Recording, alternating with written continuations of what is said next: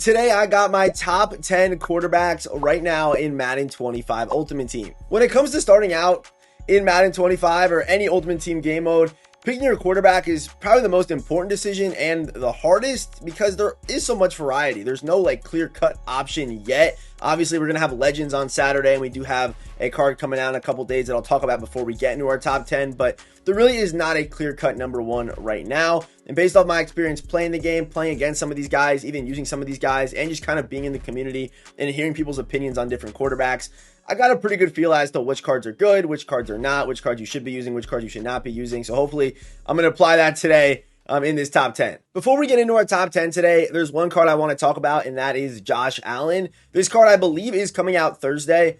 And right now, the fastest QB in the game is 81 speed. So the fact we have an 80 speed Josh Allen with 87 throw power, I know the deep accuracy is low, but a good mid accuracy, good short accuracy, good throw under pressure, good throw on the run, and he'll be the second fastest QB in the game with the highest throw power. And I already think quite highly of the core Josh Allen. So this guy to me is going to be easy number one, undisputed. And who knows for how long, because of course we're probably going to have Legends on Sunday or Saturday. Yes, it's Saturday. I'm I got confused. But yeah, the second he comes out, Josh Allen will be the QB1. I just wanted to give you guys that heads up.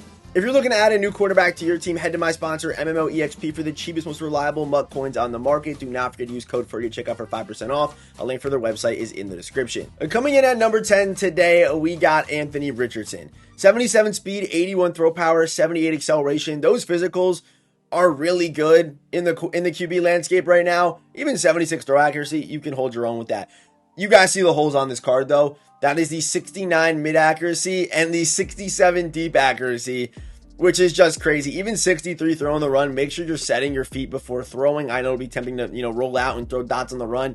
He's not that kind of guy. You're playing for the physicals. You're playing for that speed. You're playing for that throw power. That's why Anthony Richardson's going to be in the top 10 today.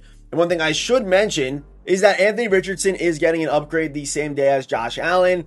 Could be a pretty solid card to use. He's got 84 throw power on this card with 79 speed. The stats will probably look, it looks like they pretty much scaled him up from his 60, or from his, I keep saying 60, from his 76. So the stats will probably they'll probably correlate with each other. But Richardson, at least he's over 70 in his deep accuracy and his mid accuracy now, which is definitely a good thing. And over 80 in short accuracy. So keep an eye out for this card on Thursday. Again, he comes out the same day as Josh Allen. Coming in at number 9, we got Joe Burrow. He's a pocket passer who is consistent. Is he going to blow your socks off and dominate? No, but he'll complete the passes that he needs to from the pocket and do his job. 82 throw power is actually pretty good with 82 short accuracy, 80 mid, and if you can boost that deep accuracy to 80, 80, 80, definitely try to do that. Or if there is a throw under pressure strat card, try to boost that too, because you can get 80, 80 across the board pretty much. With a pretty solid release. Again, Joe Burrow always has pretty good releases.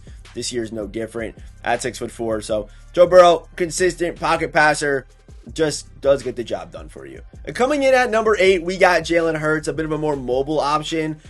75 speed with 81 throw power, 81 short accuracy, almost 80s in deep and mid. If you can find a way to boost that, that would go a long way for you. But over 80 throw under pressure and 82 throw on the run.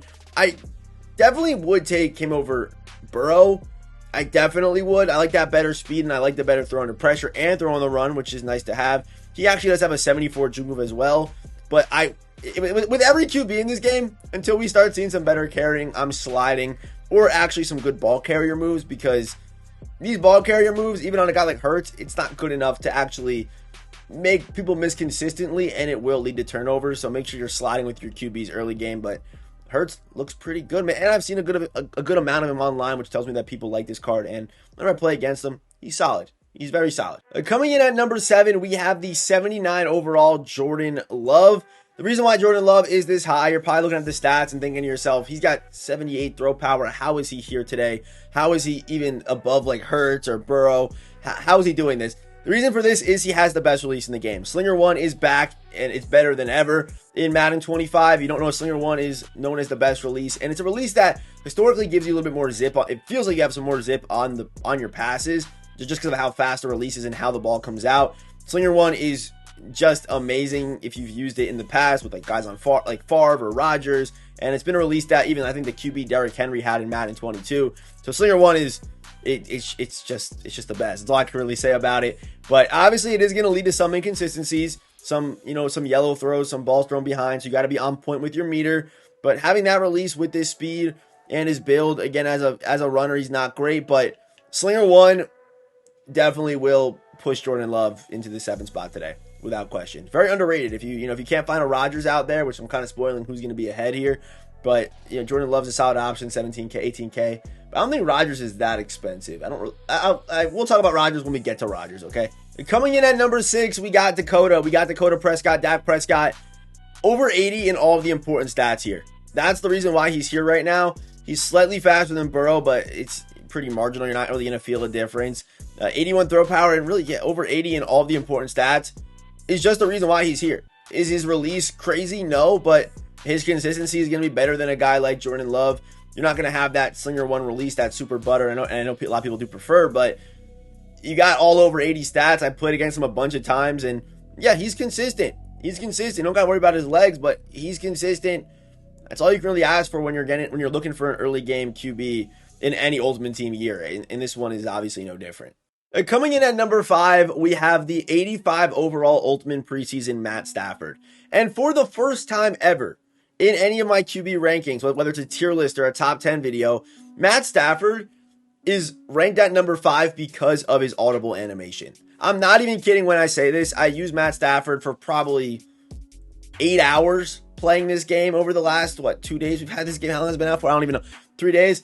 And Matt Stafford's audible animation is unbearable. He's waving at people. He's yelling at people when all I want to do is, smart route, my post route, or whatever the case is. It takes forever to make adjustments and to set up your plays with Matt Stafford. After you call hike, he's got great zip. He's very consistent, 87 deep accuracy.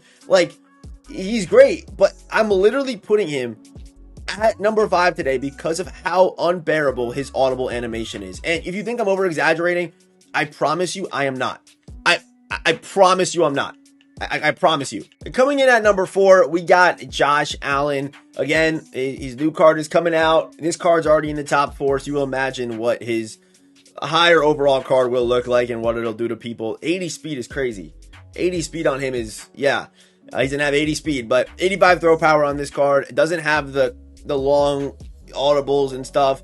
Good throw under pressure, good throw on the run. Accuracy stats are a little bit low, but you're trading that to have good throw power, which with meter passing, placement accuracy, throw power is probably the most important stat. Obviously, you don't want to have 58 mid accuracy or whatever, but having that throw power with decent speed to be able to roll out and the acceleration to also be able to roll out.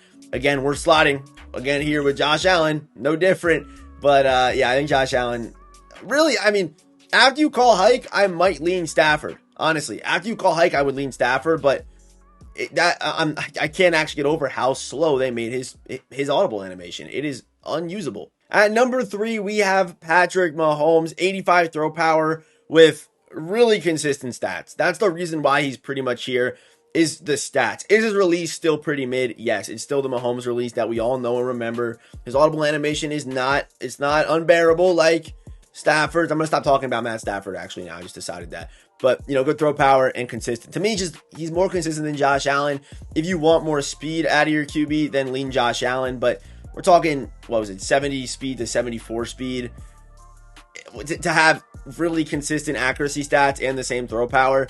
That was my mindset when it came to ranking Mahomes and Allen. Allen does have the better release though, but again, it is pretty marginal. It's pretty marginal. So Mahomes, number 3 today. Early game Mahomes always are great. Usually early game Mahomes are the good ones, and if Mahomes is like the first QB to get an ability, or of course whenever he wins Super Bowl MVP, which happens quite often, those are normally the good times to use Mahomes. And if you want to use Patty, go after it. Is he expensive? Yes.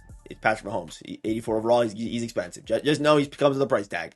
Coming in at number 2, we got Aaron Rodgers. And I know looking at the stats, Rodgers doesn't look like anything special.